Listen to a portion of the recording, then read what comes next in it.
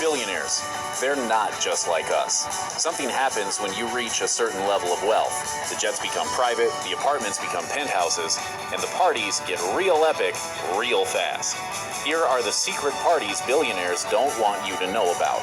In the hanky-panky filled parties of Silicon Valley, dinner comes first, usually prepared by the host to avoid the prying eyes of cooks and cleaners. Social media is strictly forbidden for obvious reasons. Then the drugs come out. MDMA seems to be the top choice, although it's far from the only offering. The guests break off into groups of 2, 3, or more, usually for cuddle puddles, a cute way to describe a gang of groping millionaires and billionaires. From there, things get really freaky. The mostly male bigwigs of Silicon Valley have these drug-fueled love parties on the regular, bringing in a bevy of young women from anywhere they can get their hands on them. And get their hands on them they do, often with their wives and girlfriends right beside them. These men tend to be the wealthy tycoons behind some of the biggest brands in the world. As Emily Chang, author of the book Brotopia, describes it, they like to treat these parties as extensions of their world-changing professional philosophies by overturning traditions in their private lives. In the end, that means a boatload of hookups in private mansions, estates, and yachts the world over. You won't find a lot of Carvel ice cream cake at a billionaire's birthday party. Even Jay-Z and Beyonce dropped $200,000 on their daughter Blue Ivy's first birthday. Businessman Ronald Perlman likes to celebrate his on a 188-foot yacht in the warm waters of St. Bart's, often flying in famous folks like Barry Manilow to sing him happy birthday. Retail tycoon Philip Green once surprised 100 of his friends with a last-minute trip to the Maldives for his 55th. And that's nothing compared to Joe Low, the Malaysian billionaire who turned his 31st birthday into the biggest bash Las Vegas had ever seen, even though no one was quite sure who he was. Low built what looked like an aircraft hangar on a vacant plot of land and then filled it up with some of the world's biggest stars. Leonardo DiCaprio, Kanye West, and Kim Kardashian were there, along with a Ferris wheel, carousel, circus trampoline, and cigar lounge. Jamie Foxx hosted with performances by Britney Spears, Q-Tip, and Chris Brown.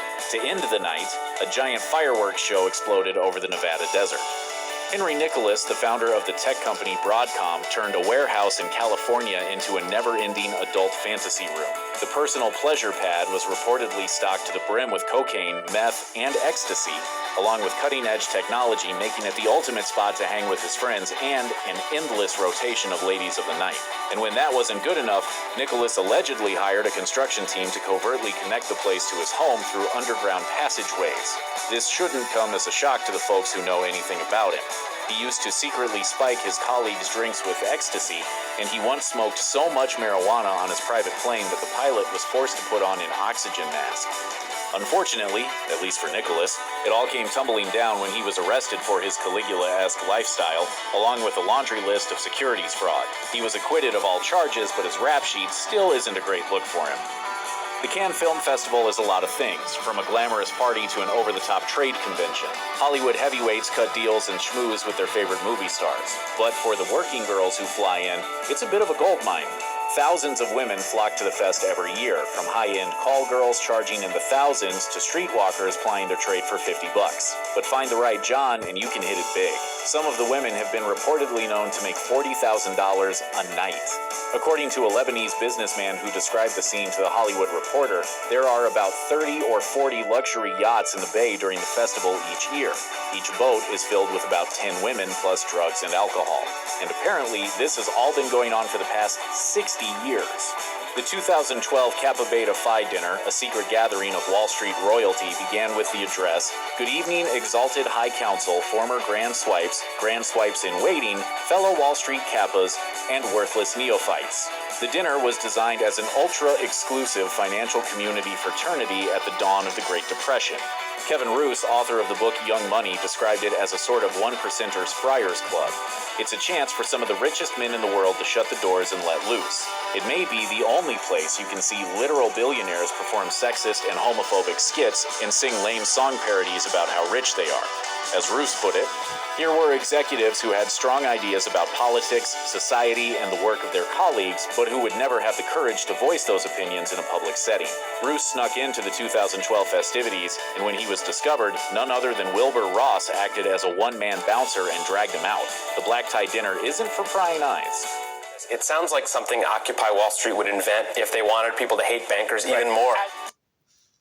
Man may be full of trust fund kids and millionaires, but it's always gone out of its way to shun showy signs of its own wealth.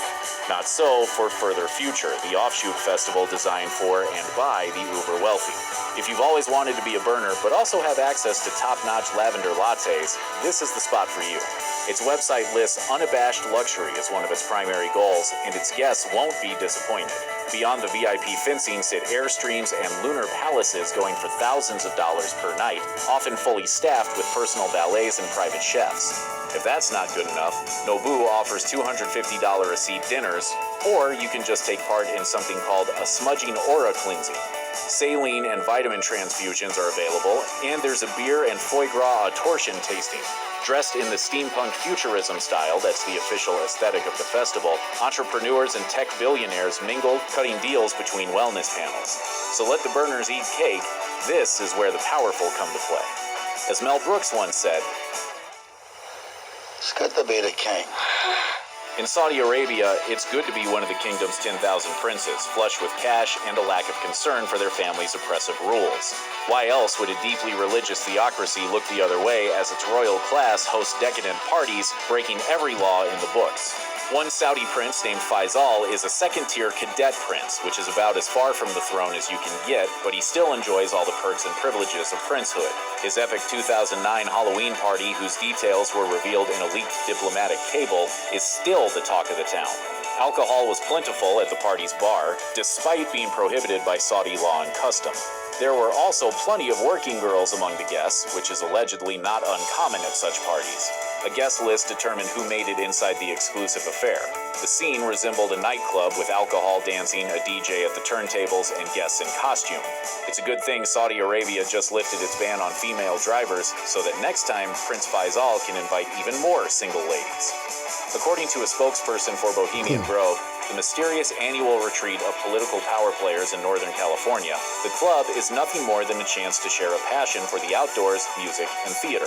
But then again, this is where the early planning for the Manhattan Project took place, so it might not be all fresh air and camp songs. No outsiders really know for certain what this place really is, but when former President Bill Clinton was asked about it, he said, "That's where all those rich Republicans go up and stand naked against redwood trees, right?" Spy magazine reporter Philip Weiss managed to sneak into Bohemian Grove back in 1989 and then reported on the handful of rules he encountered. Basically, they were don't do business, don't pee on the trees, and always be drunk. Only the last rule was strictly enforced, though. Inside the campgrounds, he found powerful men making powerful decisions over copious amounts of alcohol. In one notable bit of Bohemian Grove history, in the summer of 1968, Ronald Reagan reportedly agreed not to primary Richard Nixon as the two mingled there. At the 2018 President Club charity dinner at London's Dorchester Hotel, host Johnny Gold declared, "Welcome to the most un-PC event of the year." That may actually be an understatement.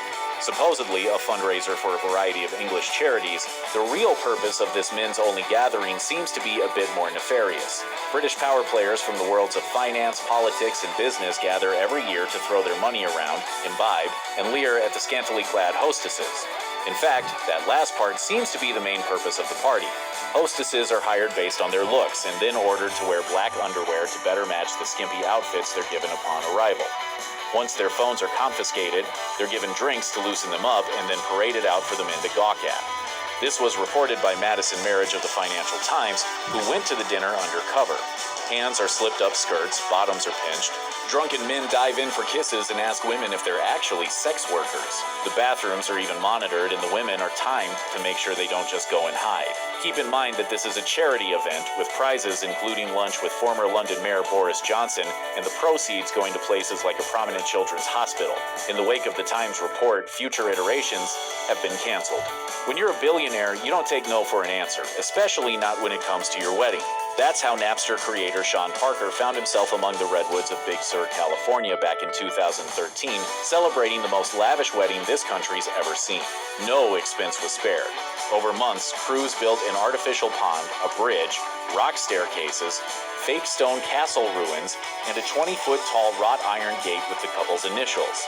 The costume designer for the Lord of the Rings movies created Tolkien-themed outfits for all 364 guests, including Sean Lennon, Emma Watson, and California Governor Gavin Newsom. Bunnies were handed out to cuddle with. Animal furs were draped on chairs and full beds. Pigs were roasted on a spit, and Sting sang in front of a 9-foot-tall wedding cake.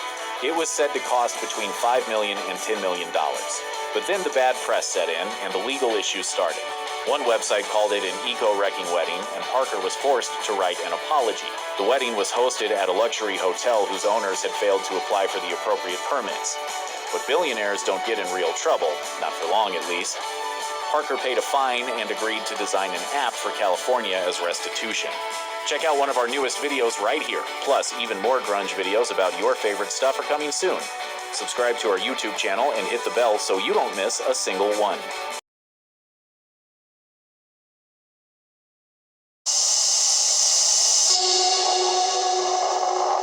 Welcome. We have been expecting you. Are you motherfuckers ready?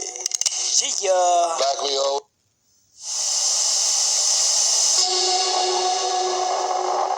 Welcome.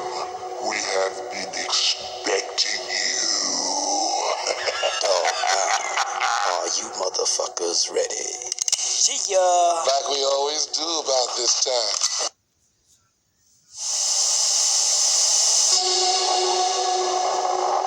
Welcome. We have